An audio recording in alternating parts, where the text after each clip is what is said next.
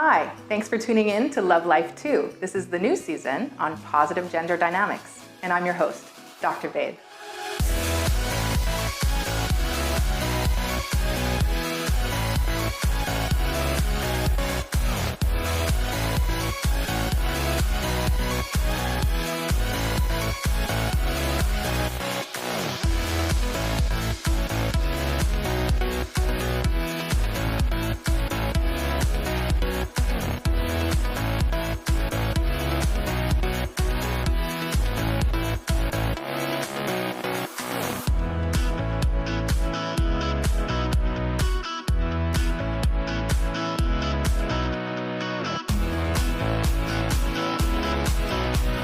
Today's episode is called Good Sex, which probably doesn't need much of an explanation. But you know what? It's funny.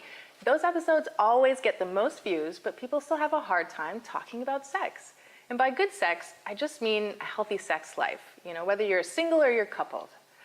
But I also want to look at what the differences are for men and women and their perspectives of what qualifies as good sex.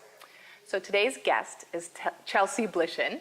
She's a single woman, you told me. Yes. You are new to the corporate world. Yes. But you did work in the service industry years ago when you moved to the Cayman Islands the first time, correct? Yeah, so I moved here when I was 19 and I worked at Lone Star, the era when they had all the girls' panties hanging in the back bar, so that was lovely.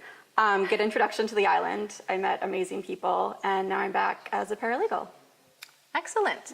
Well, I really appreciate you being on this show. You have a lot of courage because I think, even we don't have a man today. Yes. So we're going to be representing sort of the male and female through me. So I'll kind of try to inject the male perspective a little bit so we can kind of balance it out. But I want you to just feel free to, represent yourself, but also getting that female perspective on what good sex is. But nothing to worry about. It's not going to be anything that should make you uncomfortable. All right, I'll try to do the girls proud. Yes, I'm sure you will.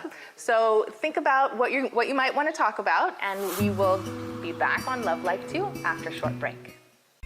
20 reasons to attend the International College of the Cayman Islands in 20 seconds. Job promotion. Night classes. Challenging. Affordable tuition. Brilliant professors. Business. Friendly environment. Accounting. Finance. Liberal arts. Leadership. Broadcasting. Enthusiasm. New career. Associate. Bachelor's. Internship. Diversity. 40-year history. Hey, that's only 19 reasons. We're internationally accredited. Yes, cut.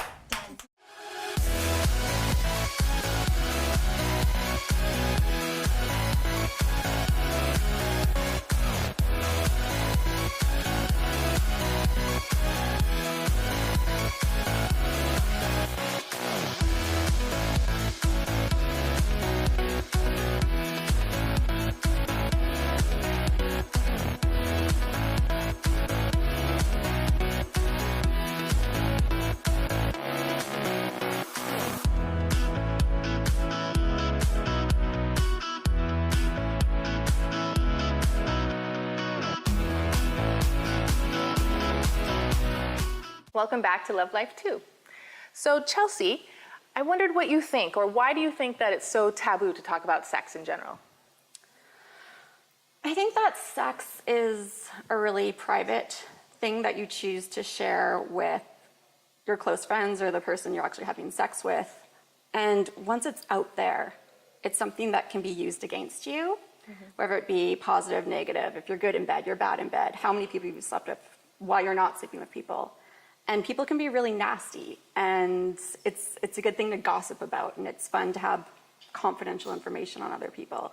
So I think their sex life is something that people like to hold close to their heart and guard a little bit, because if you don't want people knowing that, it could ruin a lot of reputations. I think you make a good point, because people can be sort of immature about it, and they whether it's true or not, if they're talking about somebody derogatorily, then that's not fair. And so I think it's important to maybe know what your boundaries are and to keep things that are private. But at the same time, do you feel like there is a place to talk about sex in a positive way, that it shouldn't necessarily be a bad thing to talk about? I do. I think that when you're with your friends, obviously you have the best conversations about it, but talking about boundaries, I love going to strip clubs. It's one of my favorite things to do. And you have the best conversations with them because they're so open, they're so honest. There's no shame, they're not embarrassed about what they do. They own it. So you can't use that against them. It's not a tool that can come back to haunt them. It's just freeness and openness. And I think that that's important. We should all have that. And I always talk about this from a professional standpoint. Whether it's on the radio or at a school, sometimes I have a sex talk or whatever, people are always like, oh my gosh, you're talking about sex to kids? Yeah. That's not appropriate. So I think it's really about challenging the stigma about it, to let people know, to normalize conversations about sex from a healthy perspective. Because if we don't know how to talk about sex from a positive and healthy perspective, then what we're doing is really perpetuating this more dirty, shameful idea about sex being bad. Yeah. And it's one of the most natural things in human behavior to do. So I think it is important to teach people from an early age and just really encourage that maybe shift in perspective. Absolutely. And even I remember being in school and being in sex ed class and we're all giggling, but it was good that we had that. It was good that the opportunity was there. And, you know, buying your first pack of condoms was probably one of the most embarrassing things you can do. And Definitely. Boys are hiding, you know, their dad's Playboys. And it's very, like, you will get into trouble at a younger age if you're doing this type of stuff. So I think that gets instilled in you. And so you want to hide that a little bit. You can't be open about it. And yeah, it's like a protective thing. Do you think that parents perpetuate that attitude by them sort of hiding maybe their sex life from their kids? Or? Absolutely. But I don't think there's any way around that. You know, to this day, I'm mortified to think about my parents having sex. Yeah, me too. So I appreciate that I didn't have to have that sit down conversation with my parents, but at the same time, it sort of made me not be able to talk to them about the first time I had sex and that sort of thing. But I think that there's definitely a line that you need to be aware of, and you know, a parent needs to remain a parent when it comes to that sort of thing, and a kid needs to remain a kid. And I mean, I'm just throwing this out there. Do you think there's an appropriate age to have sex, like the first time, like we call it sexual initiation in my field? What do you think is healthiest? I don't even have a clue. It's hard, yeah, right? It's hard to assume I what is think best. that I know friends that lost their virginity at 12, 13, and I think that's insane. That's too young. I mean, Yeah, and even then I at know that age. 24-year-old virgins, so it's whatever you feel comfortable with. I think that there is definitely an age where you should not be having sex because you just, you know, you don't understand the ramifications of not having safe sex and that sort of thing. But other than that, it's just whatever you're comfortable with. And you know, I do a lot of work with sexual abuse and stuff like that. So I know we talk about it now more. We didn't used to talk about sexual abuse that much. But now we're really getting a lot of information out there to parents and schools and just the community in general, teaching people that we need to protect our children because there is a lot of early exposure to sex happening with our youth. So obviously before they're adults, and then all of that is qualified as basically sexually inappropriate or sexually exploitive behavior. So we need to be very mindful of that we don't want to encourage, we're not trying to encourage kids to have that kind of exposure to sex inappropriately. Yeah. But at the same time, talking about sex in a healthy way can help avoid all of that. Exactly. I think that it needs to be more brought to light with kids so that kids understand, you know, not to do sexting, not to do boob shots on Snapchat and send them to Yes. boys because they think that that's what they need. They need to be made aware of it. It's not the way that you handle things. And it can destroy people's lives. Like I said, it's your reputation, it's yourself, it's on the line, it's out there. So you need to be careful of that. And you know, I've been reading some really interesting stuff lately on like masculinity and femininity and just the genders, and basically it's like the evolutionary psychology of how we are innately biologically formed and motivated, basically. So in regards to men, you know, we don't have a male here, but how men develop differently than women do. So socially, it might be more appropriate for a woman to wait to have sex, right? And then it's really complicated because now we've had the sexual revolution in like in the 60s, and so women are being more promiscuous overall. And like you said, I think it's a personal choice of what you think is best for you, what makes you happy once you're an adult. But at the same time, I'm wondering, do you think that there is a difference? Like, do you think that it's better for men to be sexual earlier on and for women to be older and wait?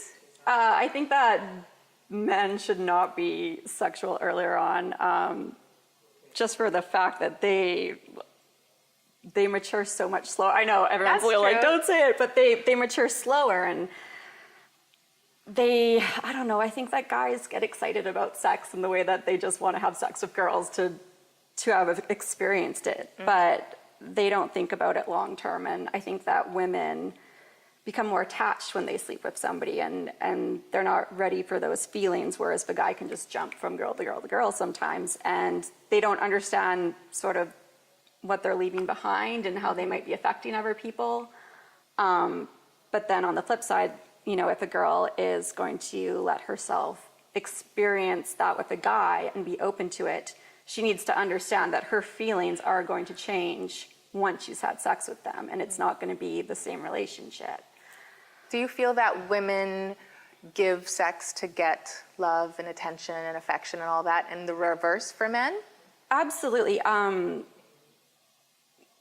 I think that that's just something that it's like a playing card. It's like a tool, and unfortunately, it is used that way sometimes, and it usually backfires. So it's not the best thing to do. But I think that, you know, we're told that women are so powerful and we have such sway over guys, and, you know, guys act like that, and then once they get what they want, it's like they're gone, and girls don't really, you know, they don't understand that that's sort of a negative aspect that could happen until they've experienced it. So yeah, unfortunately, I think, you know, sex is like a pretty horrible weapon that we use against each other sometimes. And what if we had better communication and awareness with ourselves, that we could actually just say, you know, hey, it's not like I'm not attracted to you. I would enjoy, you know, being intimate with you, but really right now I just want to be held, or I just want to spend some time with someone in that, like, the companionship way. Like, if that's really what we're looking for, why not just be honest about it? Yeah, I think that you totally can, and with some people that'll work, and with some people it won't, but it's all just an individual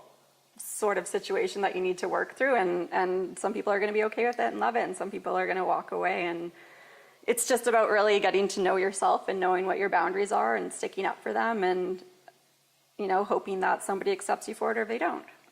So am I understanding that you don't think that it's good sex, or sort of setting up for good sex, if you're not on the same page, or maybe you're not being honest about what you want? Absolutely. It's always going to end badly if you are coming at it from two totally different points of view.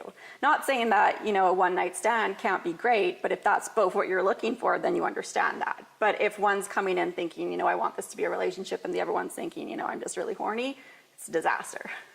I agree with you. I mean, I think you have to be upfront with what you're looking for, which requires you to reflect and know what that is first, which isn't always so easy. And then being able to just be straight up and be honest about it. You don't have to play games. And if you want sex just for sex, great, that's your personal choice. But put it out there, and if you don't, then I think it's just as important to be honest about that too. Yeah, absolutely. I totally agree. So I'm really liking where this conversation is going. I hope you're feeling comfortable. But now's a good time to take a short break, so stay with us. We'll be right back on Love Like 2.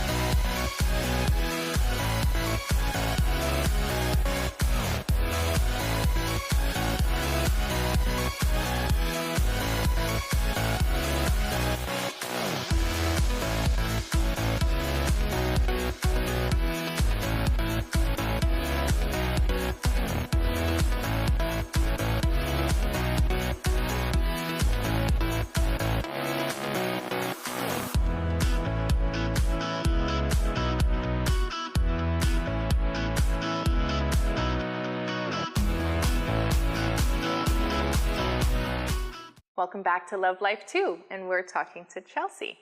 So we haven't really gotten to what you think, or what I think too, is good sex. Good sex. So how would you describe what is good about, like, specifically, when you have good sex, what makes it good sex? I think that good sex can be viewed both objectively and subjectively. So obviously, when we think about good sex, objectively, it's passion, it's orgasms, it's fire. But subjectively, it's kind of like what you need in that moment. It's, sometimes you want to have, sweet sex and you want to be held and, it's a beautiful experience. And sometimes, you want your hair pulled a little bit and you're on the opposite spectrum. So I think it's just, in that moment. And I don't think that one is better than the other. I think it's what you need. Mm-hmm. And some people really just like it one way and some people like it another, or they like to mix it up. Yeah, I would have to say that one way is not good sex. One-way sex is bad one-way sex is not, it's not great. Definitely you need to have, some experimentation. It can't be like 1, 2, 3 every single time. That's not gonna. Boring, repetitive sex is probably gonna dry up at some point. Real quick, And I think that communication is also really important for that too, because you have to be comfortable. So I think it takes confidence in the person as well, right? To just be able to communicate, to be able to know, you don't always know what you like, but to at least be able to communicate that, I think can be helpful, so that you can try to have some kind of mature conversation about what it is that feels good or that makes you happy. Yeah. Especially, I hear, I'm trying to represent the male perspective, but I know women oftentimes, they really like the cuddle afterwards because, there's that oxytocin release afterwards, like when you're in cuddling and being very cozy and intimate with someone. And men don't often need that as much, and so it can be a contrast between what people are looking for, kind of like what we were talking about before the break. Yeah. But what do you think about communication? And I think that communication is so vital, because you want to be able to be open with that person and honest with that person. And, you want to be able to say, like, let's try this or let's do this. And you don't want them to look at you like, oh my God, you're an absolute freak. So I think that you need, to have that level to be able to be open and honest. And it should be there regardless if you're having sex with somebody, if you're being that intimate with somebody and opening yourself up like that. There needs to be that level of comfort. There needs to be that level of respect. Otherwise, like I said, it's just not going to work. And I don't think it means you have to be overly communicative, right? I mean, No. Some people may assume that we mean narrating constantly, like what you want, or ordering people around. And it doesn't have to be that, although if you've already set it up that way, then maybe that's what you're into. But I think sometimes you can figure it out along the way, because you might not know someone that well, or you might have known someone a couple of days, a couple of weeks, or whatever, and it takes a while to get to know people. So I think also just being really open to imperfections, and that vulnerability as well. Yeah. So a mature person will be able to handle embarrassing moments without it becoming embarrassing or holding on to that and overanalyzing it. Exactly. Yeah. I remember some horror stories that, I shared with my friends right after they happened. And I look back and I still think if that happened to me right now, I would die. But, hopefully I'm in a relationship with somebody that's mature enough as well to be like, oh, this is part of sex. It's not going to go and be told to all their friends and you're going to hear about it in the schoolyard and all that sort of thing. But I think that is what happens with our kids, unfortunately, like hopefully not their young kids, but when they're teenagers and in high school, I think that a lot of times that does happen. And that's, I think, when people are sexting or taking pictures and it gets around because people talk about it. But I find that, at least in the people that I'm speaking to in therapy, that they are more mature about it. They are keeping things mostly private. Yes, hopefully. I think women talk about their sexcapades more than men, though. I think that's part of like the girl world. The girl circle, definitely. And it's so nice. I know, but everybody always said, like when you hit your 30s, your sex life gets so much better for women, and it's peaking. And that's my experience. That's my friend's experience. And we're so much open and can have actual conversations about sex and what we like and what we don't like. Whereas before, like you felt like you couldn't have an opinion about it. You were just having sex, and sex was so much fun, but you didn't know what you wanted. You didn't know what felt good.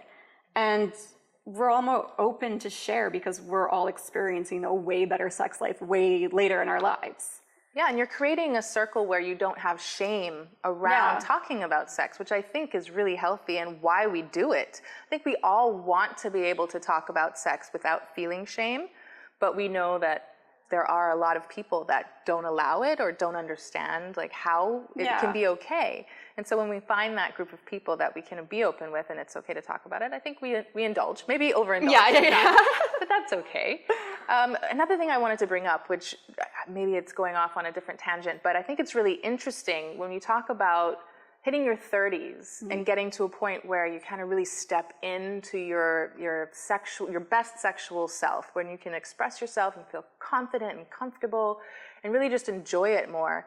It's interesting because actually biologically, especially for women, they're different from men because women hit their biological sort of sexual value peak before like 30, right? By 30, in that sense, biologically, we start to Yeah.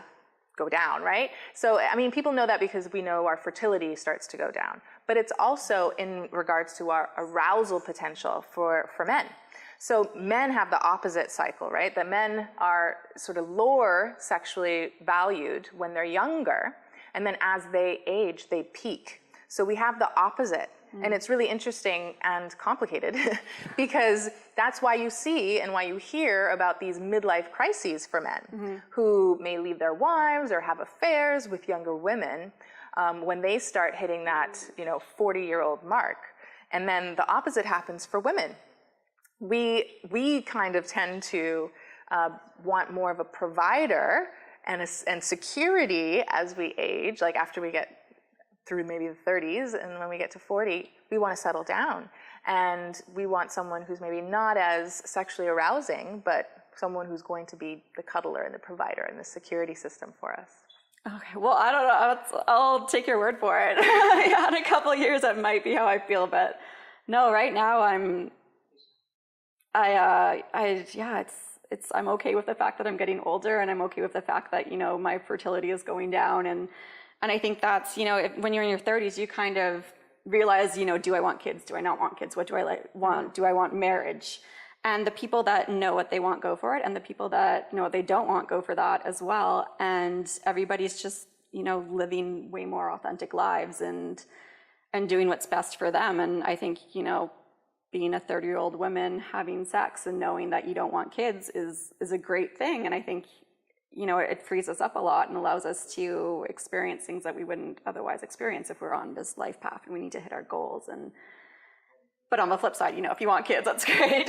It's just, I appreciate the fact that we're not in an era where, you have to have a husband, you have to have kids, and then you maybe have a career after that. I appreciate the fact that women are more liberated and allowed to do what they want, and they're allowed to talk about their sex lives, and they're allowed to be single, and you're not this old spinster with your 7 cats. If you're not married, it's a good thing, and people are loving their lives.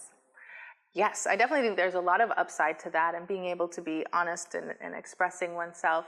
But it's interesting. I mean, I think that sometimes people assume when you're single you have better sex versus when you're in a relationship and kind of been with someone for a while. Yeah. What do you think? Well, I agree and I disagree because, when you're single and you're having sex, you kind of want to have sex with that person. Whereas when you're in a relationship, you, might feel a little bit obligated. But at the same time, if you're in a relationship and you're comfortable, that's that open dialogue, that's that communication, that makes a really great sex life.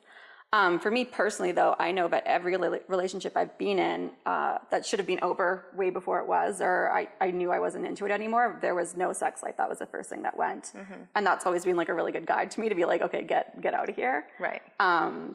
Because it's such an important part of a relationship, and it really, keeps a relationship together as basic as that sounds. I agree with you. We actually talked about that a little bit on the last episode about sex being the glue to long-term relationships, and it's not meant to be trivial or superficial. It is really an important part of the health of a relationship.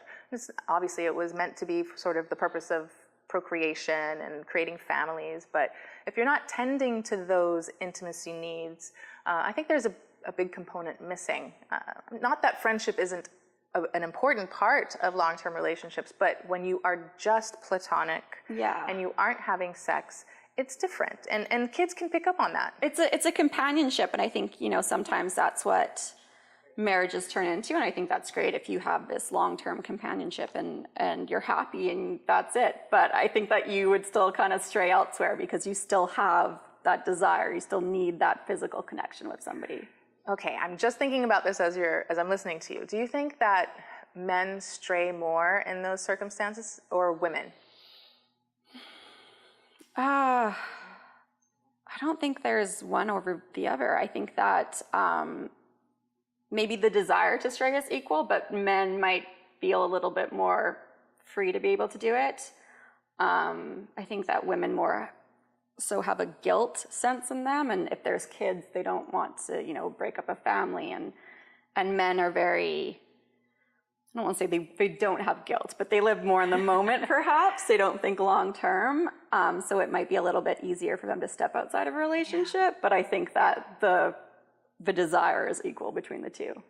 I think you might be right. I think men can probably compartmentalize better. They don't seem to attach, like we were talking about the attachment piece. So they can probably have the affair and not, you know, break up the family and break up the relationship and leave the home. They can kind of do that, get that need met, and still be invested and focused on the domestic side of the marriage. Whereas women, I find, they fall in love and they may leave.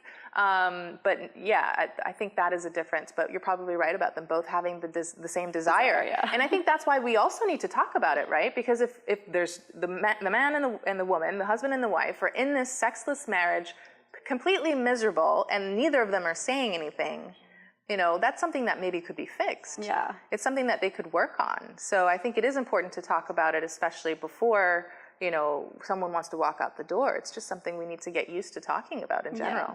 And I think that is a really common thing with relationships that aren't working, is you hear about these two people living in separate bedrooms or separate beds. And I think that's, like I said, like with my experience, is that if it was a relationship that wasn't going to work, sex was one of the first things to go. So I think that should be a little bit more of a cue that we're aware of, as opposed to being, oh, I've been with this person for however many years. This is boring. I know what the sex is like. It should kind of be a wake-up call that, you know, if you don't have good sex, like maybe there's something else to it. Yeah, and good sex can be a lot of different things. Yeah. We've talked about that. And whether it's about, you know, orgasming every time, I don't know, but maybe just not being bored, maybe being open and vulnerable and communicating with each other and really trying to connect. Yeah.